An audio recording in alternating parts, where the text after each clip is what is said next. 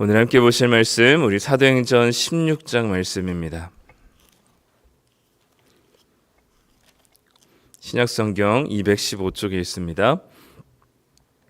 사도행전 16장 16절부터 40절까지 말씀입니다.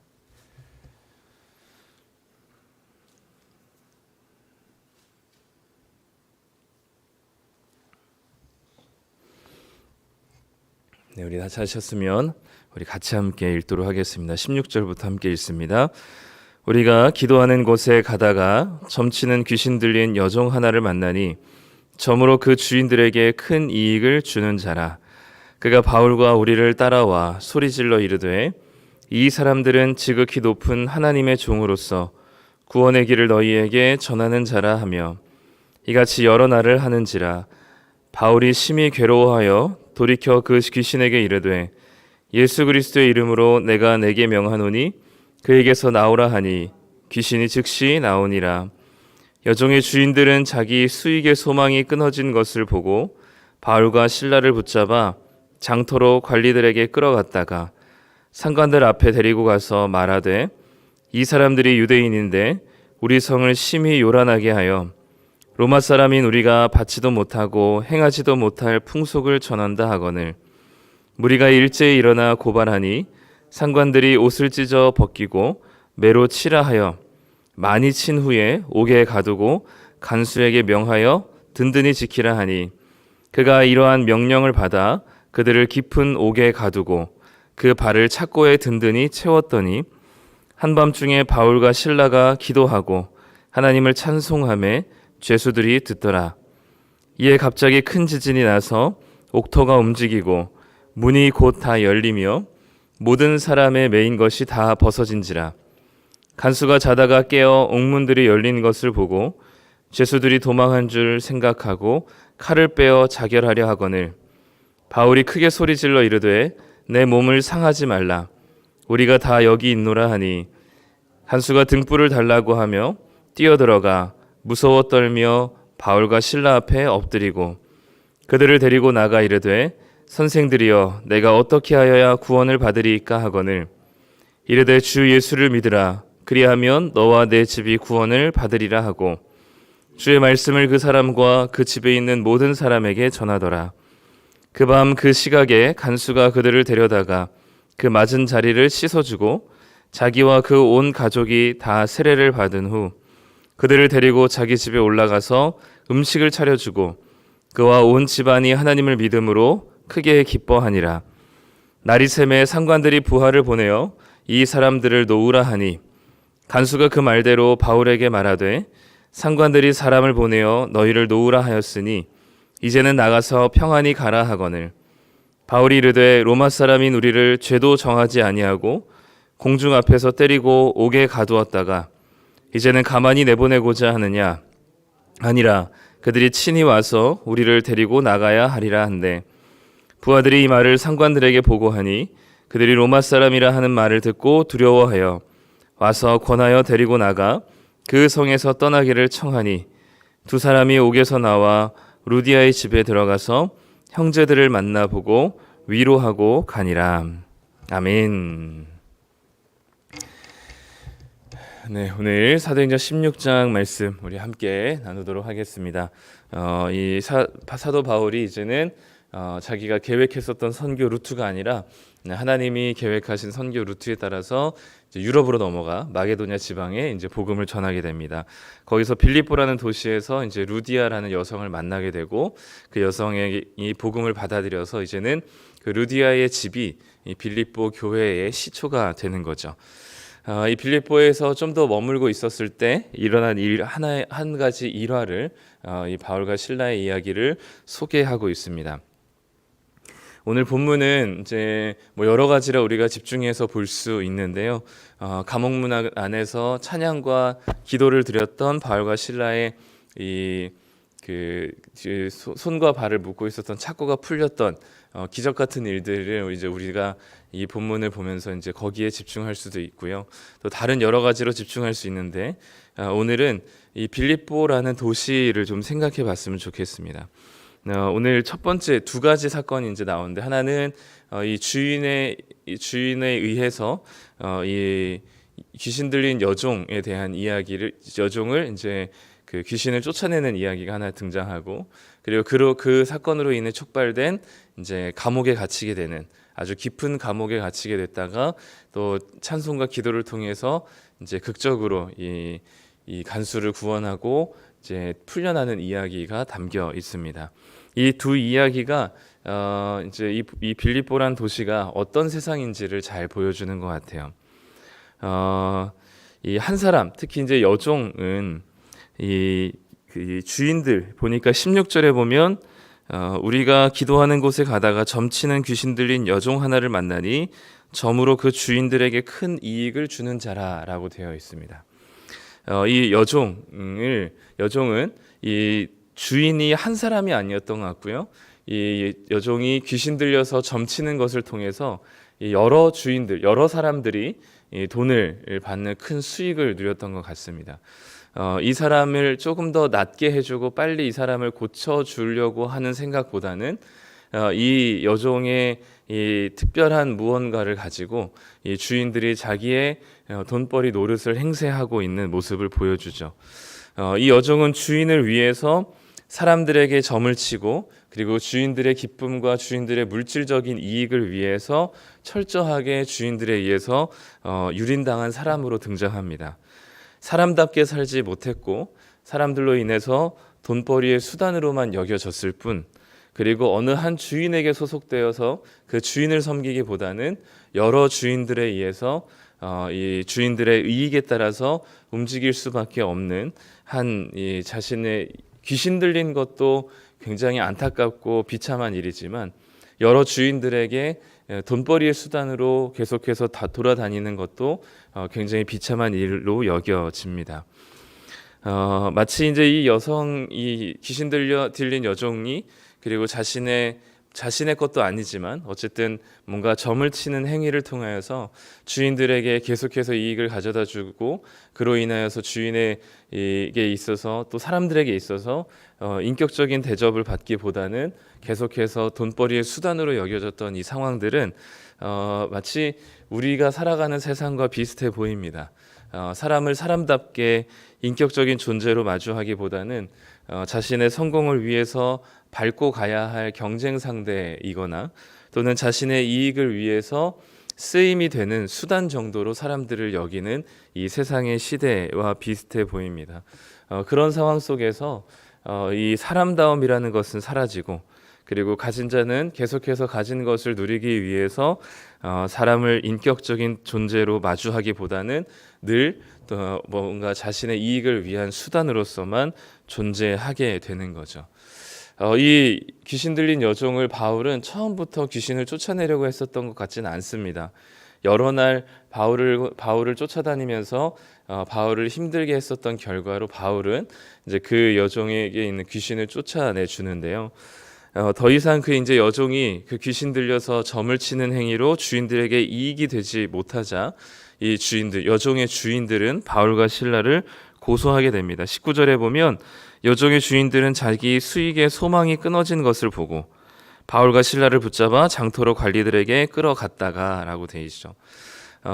이제 자신의 수익의 근원이 끊겨지고 이 여종이 귀신 들렸다가 멀쩡하게 정상적인 생활을 할 수 있다는 사실에 감사하고 고마워하지 못하고, 그리고 이 한 사람의 생명이 제대로 시작되었다는 사실에 기뻐하지 못하고 자신들의 수익이 끊어진 것에 분노하여서 고소하고 있는 이 주인들을 보느라면, 그리고 그들의 말을 듣고 가장 합리적이고 가장 이성적이고 논리적이어야 할 법원이 아무것도 묻지도 않고 바울과 실라를 데려다가 태형을 선고하고 감옥에 가두게 됩니다.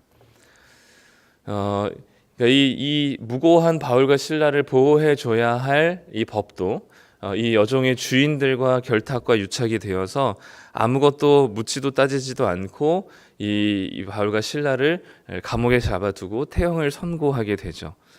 지역 유지들과 그리고 관리들의 견고한 유착 속에서 이 가지고 있었던 정치 권력의 힘으로 이 정치 권력이라는 힘으로 그 도시를, 그리고 그 동네를 가장 아름답고 그리고 합리적으로 다스려야 할 사람들이 바울과 실라를 오히려 무고한 바울과 실라를 지켜주지 못하고 그들에게 벌을 내리고 있는 현장을 보게 되는 거죠.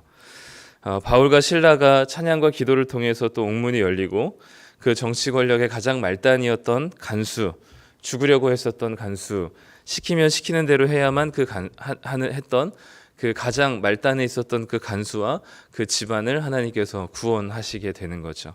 결국 사람을 사람답게 여기지 않고 그리고 자신의 성공과 자신의 이익을 위한 수단으로만 여기는 세상 속에서 하나님께서는 그 여종을 구원하시고 그리고 그 간수와 그 집안을 구원하셨습니다. 오늘도 우리가 살아가는 세상은 철저하게 물질 만능주의이고 그리고 능력주의의 세상을 살아가고 있습니다. 자기가 가진 물질을 통해서 또 얼마나 많은 재산이 있느냐를 통해서 사람들은 그 사람들을 평가하길 좋아하고 그리고 그런 상황들 속에서 가진 자들은 더욱더 많은 것들을 가지기 위해서 없는 자들의 것을 더 빼앗아 가기 마련이고 그리고 이런 것들에 대한 억울함과 무고함에 대한 호소할 데가 없는 그야말로 이 세상 모든 것이 다 가진 자를 위한 세상과 같아 보이는 철저하게 고통과 그리고 사람들로부터 유린당하기 딱 좋은 인간을 인간 대접받지 못하게 하는 여러 가지 지옥과 같은 세상을 살고 있는 게 바로 지금 우리가 살고 있는 세상인 것이죠.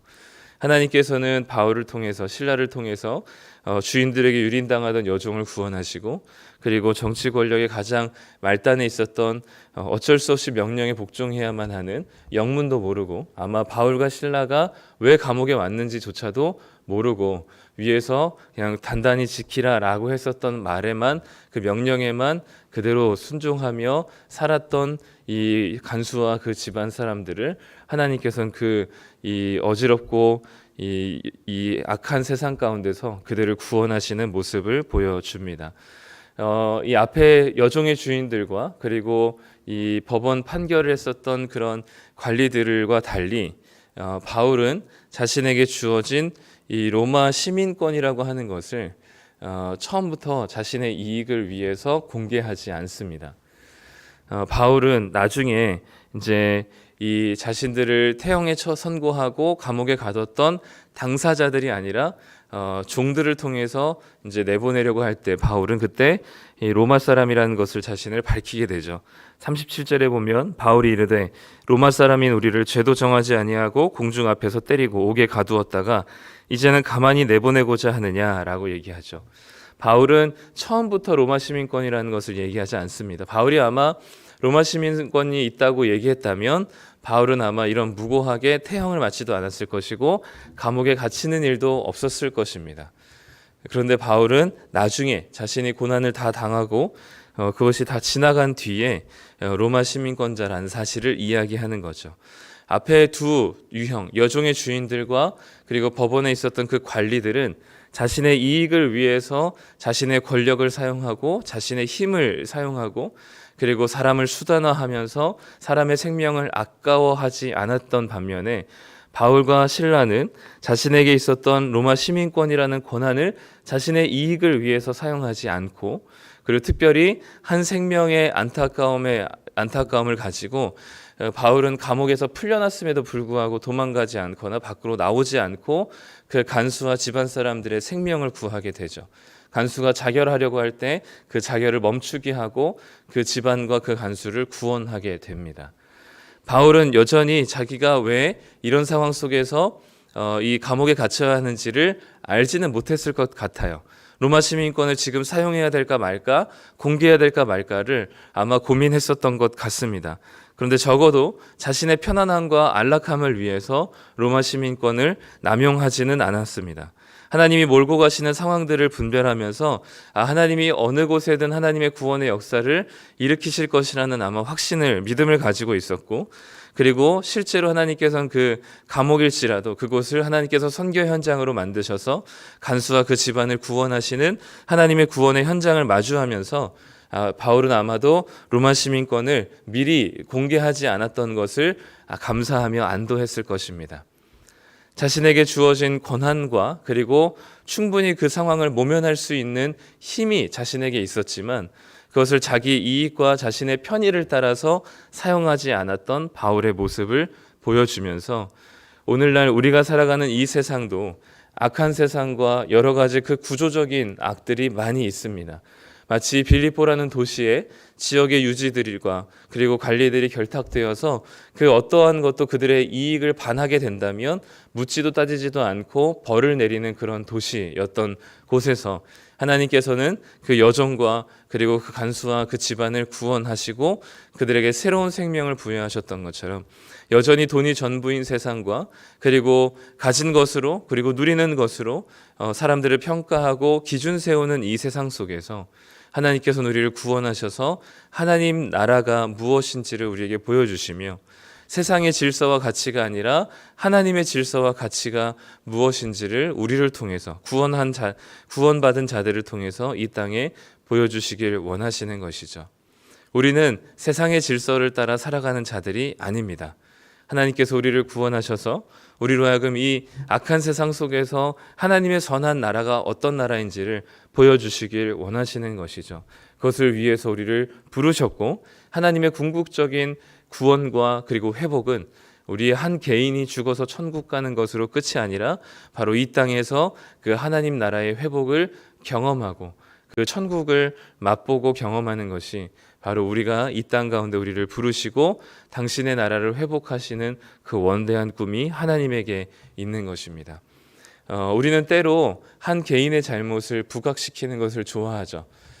우리 마치 그 영화나 드라마 같은 데 보면 조폭이나 뭐 이런 마약 사범들을 검거할 때 이런 그 잔챙이들을 검거하는 것으로 뭔가 이제 대단한 것을 했다는 것처럼 이렇게 생각하지만 사실 잔챙이들은 언젠가는 또다시 생길 수 있고 그것의 총책임자를 이제 잡는 게 사실 중요한 거죠. 그렇기 때문에 이 마찬가지로 우리는 이 어떤 악한 모습들을 보면 늘 가장 마지막에 있는 우리 눈에 보여지는 이 잔챙이 같은 사람들만 보면서 그들을 비난하는 것을 우리 이 세상은 좋아합니다. 이 구조적으로 무언가 뒤틀려 있고 문제가 생겨 있는 것을 바라보기보다는 한 개인의 책임과 잘못에 집중하게 하죠. 그 한 개인이 없어지면 그 죄가 사라질 것 같고 악이 없어질 것 같지만 그 한 개인이 사라지면 또 다른 개인이 생겨나게 되고 결국 이것을 움직이고 있는 구조적인 문제를 이해하지 않으면 그것을 외면하게 된다면 이 악한 세상이 하나님 나라로 회복되는 것은 참 어렵기도 할 수 있습니다. 중요한 것은 오늘 본문을 통해서 빌립보라는 세상, 도시는 우리가 살아가는 이 세상의 모습과 크게 다르지 않고요. 하나님께서는 그곳에서 이 여종과 간수를 구원하셨던 것처럼 여전히 이 세상과 악한 세상 속에서 하나님께서는 이 사람답게 살지 못하고 있는 우리들을 구원하셔서 당신의 나라의 백성으로 삼아 주셨습니다. 그리고 이 바울과 실라가 자기가 가지고 있었던 권한과 능력이 있었지만 자신의 편의를 위해서 사용하지 않았던 바울의 모습을 보면서 이 철저하게 복음을 위해 살아갔었던 바울의 모습과 그리고 그 바울의 모습을 통하여서 구원받았던 두 사람의 모습을 보여줍니다. 하나님은 지금도 이 악한 세상과 돈이 전부인 구조 속에서 살아가고 있는 세상에서 우리를 구원하셔서 돈에 매이지 않고 그리고 이 세상의 질서를 따라 살지 않고 하나님 나라의 질서를 따라 살아가는 자들로 우리를 부르셨습니다. 그리고 바울과 실라를 통해서 그 여종과 간수와 집안들이 구원을 받았던 것처럼 이 세상의 질서를 거스르는 하나님 나라의 질서를 따르는 사람들을 통하여서 하나님께서는 또 다른 누군가의 생명을 구원하셔서 그 생명을 생명답게 한 사람을 한 사람답게 여기는 하나님의 나라로 만들기를 원하십니다. 오늘도 우리가 이 살아가는 가정과 일터와 또 우리의 일상의 반경들 속에 우리가 만나게 되는 사람들을 마주하게 되면서 하나님 나라에 사람답게 여겨지지 못하는 하나님의 형상답게 여겨지지 못하는 이런 세상 속에 살아가고 있는 많은 사람들을 만나게 될 때 우리 바라기는 우리 성도님들을 통하여서 그들의 여종과 간수와 집안들이 구원받은 것처럼 이 세상 속에서 구원하는 삶. 그래서 이 세상의 악한 세상 속에서 하나님 나라를 따라 살아가는 놀라운 새로운 생명을 얻게 되는 그런 귀한 구원의 현장들이 우리 성도님들이 살아가는 현장들이 되시기를 간절히 소망합니다. 기도하겠습니다. 하나님 아버지, 오늘 빌립보라는 도시를 통해 우리가 살아가는 세상을 다시 한번 생각하게 됩니다. 주인들은 자신의 이익에 따라서 여종의 정상적인 생활을 바라지 않고 그저 여종을 수단화시키며 자신의 돈벌이를 위한 존재로만 여겼던 이 빌립보라는 도시를 봅니다. 하나님, 여전히 우리가 살아가는 세상 속에서도 돈이 전부이고 자신의 이익을 위해서라면 다른 사람의 생명까지도 중요하게 생각하지 않는 이 세상을 여전히 우리도 살아가고 있습니다. 빌립보와 같이 타락하고 무너진 이 세상 속에서 하나님 우리를 당신의 나라의 백성으로 구원하셨고 이제는 우리가 이 세상의 질서에 따라 돈에 매여서 또는 이 세상의 논리와 힘에 따라 힘을 추구하며 살아가지 않고 이제는 하나님 나라의 새로운 질서를 따라 살아가게 하신 주님, 이제는 우리가 그 하나님 나라의 질서, 생명을 생명답게 여기며 한 사람을 하나님의 형상답게 존귀하게 여기는 하나님의 놀라운 그 사랑의 질서가